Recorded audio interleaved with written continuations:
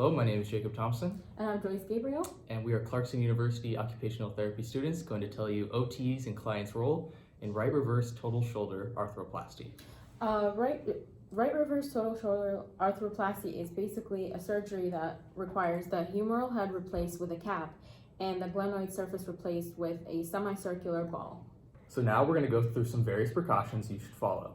The first one should be no weight bearing through your surgical upper extremity, which means don't put any weight on that right shoulder. The second one is no lifting more than 1 to 2 pounds with the surgical upper extremity. Try to avoid shoulder extension past neutral. So it looks like this. This is neutral. Try not to go past it by doing shoulder extension like that. Avoid shoulder abduction past 45 degrees. So this is 90, 45 degrees would be right there. Avoid shoulder external rotation past 30 degrees. So here again, we're at neutral. About 45 degrees looks like this. Let me move a little bit. So 45 degrees. So again, don't go past that 30 degrees, which is a little bit more. Avoid internal rotation past 60 degrees, which is right there. So this is neutral, and then this is right there. Limit shoulder passive range of motion and flexion to approximately 90 to 100 degrees. So shoulder flexion at 90 degrees looks like this. 100 degrees is a little bit more. Try not to go past that movement. And please keep the sling at all times. Okay, we will now explain OT's role in assisting in the recovery of the joint replacement surgery you just had. During phase 1 of the recovery, the OT would have you in acute care, which is typically 1 to 4 days. In there, we would ensure the patient is independent in bed mobility, transfers, and ambulation. And the OT will explain what these different terms mean to you. We will also ensure proper sling, fit, alignment, and use is comfortable for you. We will also instruct the patient in proper positioning, posture, and then give them an initial home exercise program. Lastly, they will provide patient and family with a written home program, including exercises and protocol information. Immediately from there, from post-op, you would go to the outpatient, which is 1 week from the surgery. From there, you would do passive range of motion and what we call Codman's pendulum.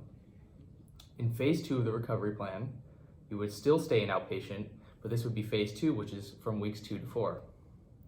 In there, you would do active range of motion, strengthening, and various isometric exercises. Next is phase 3, which will be in the outpatient setting, and this starts on week 6. And basically, we go over minimizing pain, active range of motion, and strengthening exercises, as well as motor control exercises. And weight-bearing restrictions are lifted at that phase.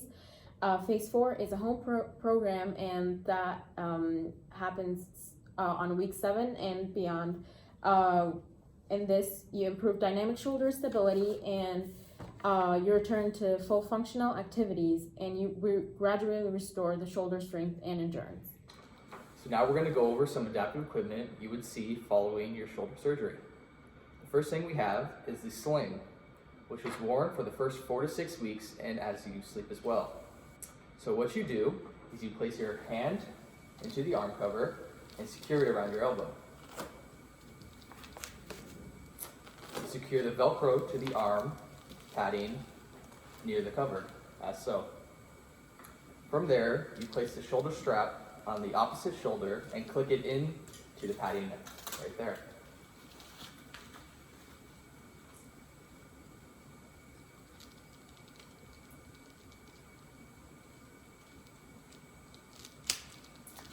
From there, you would grab the waist strap and secure it around your waist and click it in to the shoulder padding.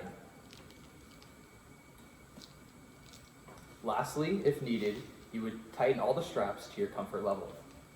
The next adaptive equipment is a long handle brush, which is basically a brush with a long handle, and then you just place it in your hand and brush your hair with the sling on.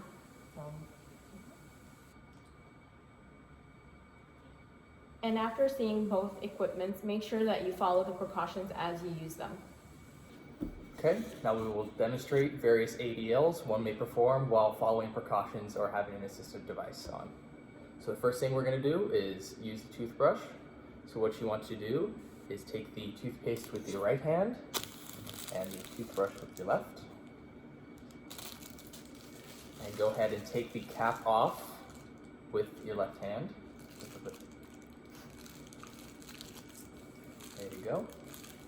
Place it down and apply the toothpaste to the toothbrush in your left hand, as so. All right, excellent. And go ahead and place that toothbrush down, and again, put that cap on your left hand. Perfect. So the next thing we're gonna do is brushing your hair. So as shown previously, if you want to use your right hand, you can use this long-handed reacher. If you do not, you may also use it normally with your left hand without the reacher. Okay. Next we will do putting chapstick on. So what you want to do is remove the cap with your right hand in the sling and then apply it with your left hand as shown.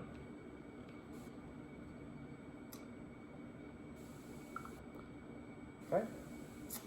Next we will be putting on mascara.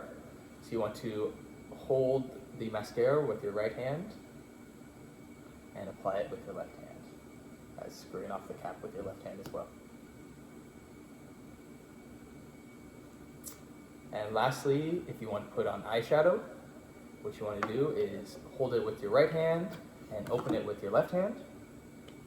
Place it onto the table for stability. Apply the eyeshadow with your left hand. And once you're done, you close it back up with your left hand. And those are various ADLs you can do. Thank you.